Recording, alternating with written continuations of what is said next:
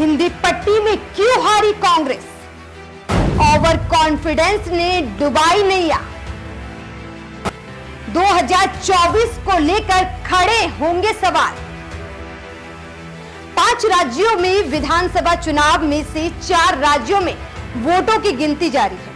कहीं ना कहीं कहानी पूरी तरह साफ भी होती हुई दिखाई दे चुकी है और बीजेपी बहुमत का जादुई आंकड़ा 3 राज्यों में छूती हुई दिखाई दे रही है।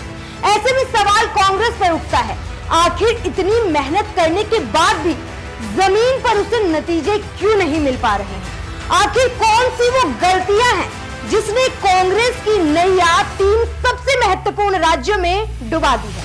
नमस्कार, मैं हूं आपके साथ कामिनी झा और आप देख रहे हैं न्यूज़ 1 इंडिया।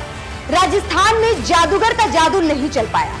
यहाँ 5 महत्वपूर्ण मुद्दे जिसे बीजेपी ने हथियार बनाया और कांग्रेस के हाथ को कमजोर करती चली गई। कांग्रेस चुनाव के कुछ महीने पहले सीएम अशोक गहलोत और सचिन पायलट के बीच लंबी गुटबाजी चलती रही। दोनों नेताओं के बीच चली इस खींचातानी से पार्टी हाईकमान भी नाराज दिखाई दिए थे। वहीं कार्यकर्ताओं पर इसका काफी असर पड़ा। जनता के बीच भी गलत संदेश गया। हालांकि चुनाव के समय दोनों नेता जनता के सामने एक साथ आए, लेकिन जनता कहीं ना कहीं समझ चुकी थी कि ये सिर्फ चुनाव तक ही है। बीजेपी ने उदयपुर के कन्हैयालाल हत्याकांड का मुद्दा खूब उठाया। उदयपुर मारवाड़ रीजन में आता है।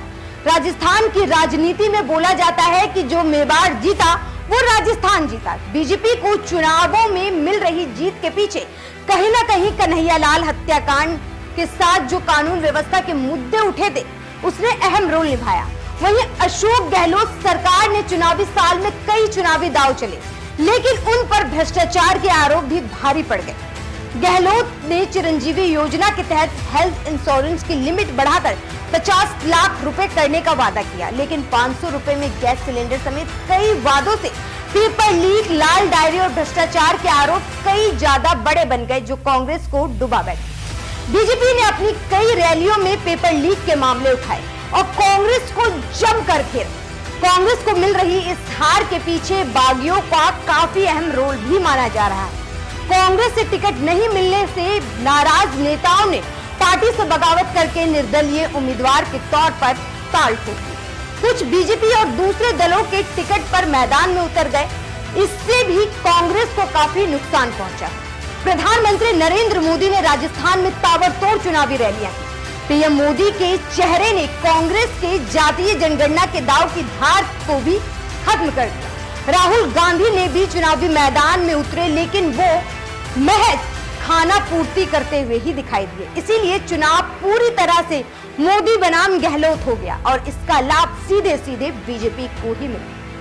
वहीं अगर हम मध्य प्रदेश की बात करें तो कांग्रेस ने कमलनाथ और दिग्विजय सिंह से बड़ा नेता कोई भी साबित नहीं हो पाया, क्योंकि इन दोनों ही नेताओं ने किसी और को आगे आने नहीं दिया। कमलनाथ की उम्र 77 तो दिग्विजय सिंह की 76 साल है। इन दोनों ही नेताओं ने किसी यूथ लीडर को नहीं आने दिया। ज्योतिरादित्य सिंधिया जो कांग्रेस में एक बड़ा कद रखते थे, युवा थे, उन्हें भी दरकिनार कर दिया गया था। मजबूरन उन्होंने बीजेपी का दामन थाम लिया। मध्य प्रदेश कांग्रेस के युवा नेतृत्व का बैकअप भी नहीं था। कांग्रेस में जहां कमलनाथ का रवैया तानाशाही का रहा, तो वहीं दूसरी ओर बीजेपी इससे आगे निकलती हुई दिखी और सीएम शिवराज सिंह चौहान और कमलनाथ से विपरीत जमीनी नेता वो लोग और विधायकों को सुनती भी रही और बोलती भी रही। शिवराज सिंह चौहान की सरल छवि कमलनाथ की छवि पर यहाँ भारी पड़ गई। वहीं छत्तीसगढ़ में जीतते जीतते भी कांग्रेस कैसे हार गई, ये काफी अहम है, क्योंकि छत्तीसगढ़ में कांग्रेस पार्टी और उसके नेताओं और सीएम भूपेश बघेल का ओवर कॉन्फिडेंस ही इस हार की वजह बनी। हालांकि कुछ विशेषज्ञों का ये भी कहना है कि महादेव ऐप के भ्रष्टाचार के मामले में सीएम का नाम आना भी हार की वजह बनी है। लेकिन जिस तरह मध्य प्रदेश में भी भ्रष्टाचार के कई मामले और मुद्दे कांग्रेस ने उठाने की कोशिश की, लेकिन बीजेपी जनता तक जाकर इन मुद्दों और दावों को गलत साबित करने में सफल रही। ऐसे में कांग्रेस यहाँ छत्तीसगढ़ में ऐसा कुछ करती हुई दिखाई नहीं दी, जिसका परिणाम आज इन्हें देखने को मिला है। फिलहाल कांग्रेस की हार को आप किस तरीके से देखते हैं, हमें कमेंट बॉक्स में जरूर बताएं और इसी तरह की तमाम खबरों और वीडियो को देखने के लिए हमारे YouTube चैनल को सब्सक्राइब